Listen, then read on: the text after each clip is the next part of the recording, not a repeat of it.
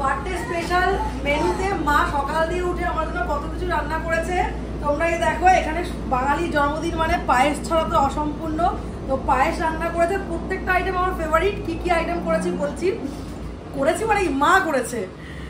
ভাত আছে এখানে, তার সাথে আছে ডাল, 5 রকম ভাজা, আর আমার খুব ফেভারিট ওল চিংড়ি, খুব ফেভারিট এটা।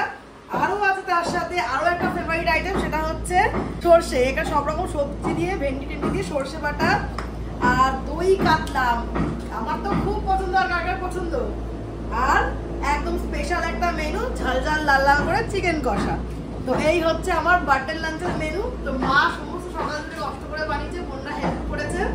তো সবাইকে তো থ্যাংক ইউ সো মাচ। এত কিছু রান্না সকাল থেকে উঠে মা করেছে, জন্মদিনের দিন, তাই মা